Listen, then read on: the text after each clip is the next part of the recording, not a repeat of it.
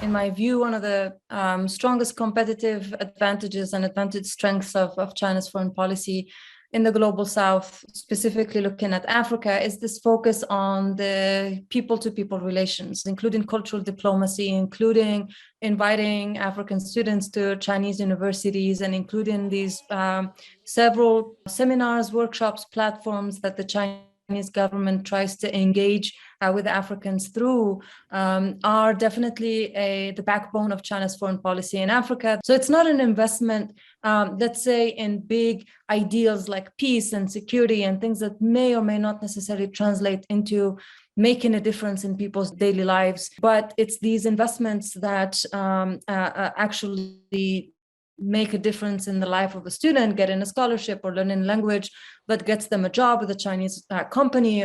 These things are definitely what prompt people to have these perceptions of China as a positive influence in countries. I want to follow up with a question about how Chinese culture is known or perceived as very conservative, very shy, usually not out there, but it seems lately that it has been a strategy to break that egg. And as you've mentioned, there's a university, there's cultural centers, there's the learning of language that they are using to sort of influence the continent on a social level. Do you think that was the actual real strategy by the Chinese government? And do you think that the West sees that as a real threat? Yeah, I think definitely there is an emphasis by Chinese foreign policymakers and government officials to change the perception of China on the continent. You know, when you think about how typically Western media, let's say France 24 or CNN or BBC, the way that they typically portray China's engagement and influence in Africa, it tends to be in a negative side. So for several years now, the Chinese government has been a bit reactive to that, saying, look, we have to tell China's story better. It does have that impact of trying to balance or trying to counterbalance this perceived threatening and negative narratives and discourses that portray China's influence in Western media.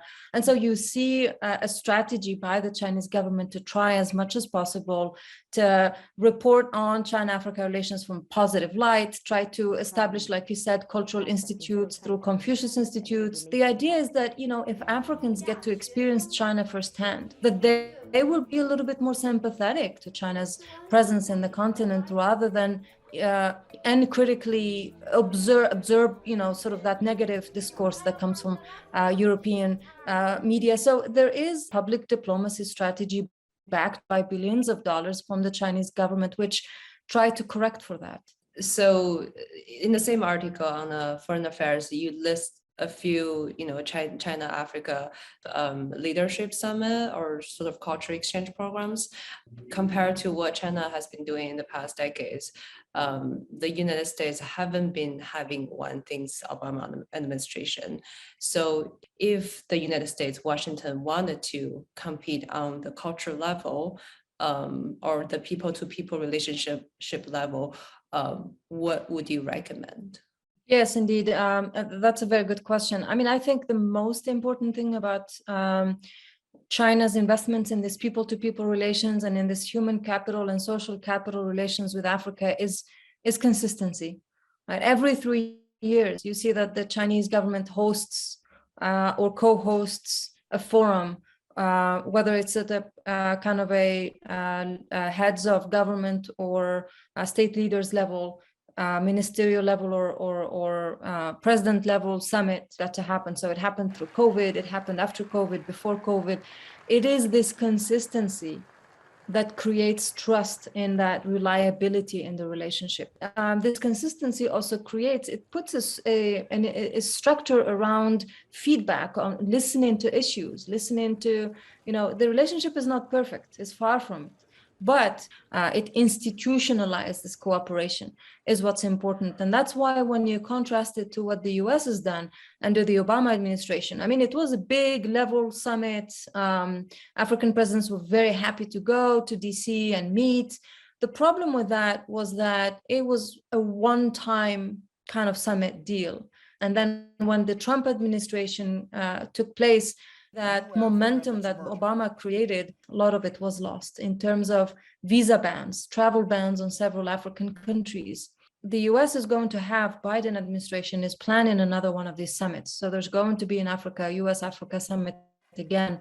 My wish is to see that taken a bit more consistently. Why? Because then it shows interest.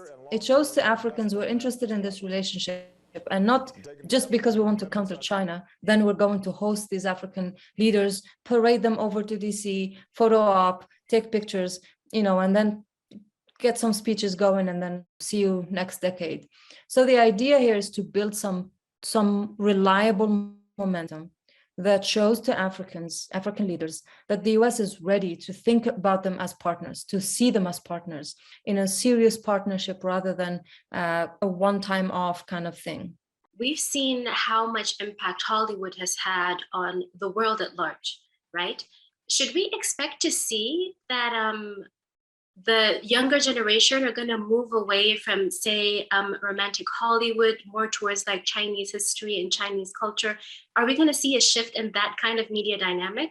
We are definitely, when we compare, for instance, the Chinese movie scene or Chinese culture scene in the continent 10 years ago to today, we do see that there's a huge leap forward. There's an improvement in terms of how, for instance, young African entrepreneurs are learning Chinese, for instance, are fluent in Mandarin. For instance, we see sometimes sort of in terms of how popular martial arts are, the question of whether it's going to be to the magnitude of sort of, Hollywood soft power, that's a question for time to tell us in all honesty, just because it is still the fact that a lot of Africans don't know much about China.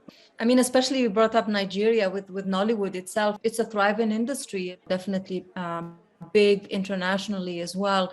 So I think there still is a lot of way to go in terms of popularizing Chinese culture, at that kind of Hollywood level.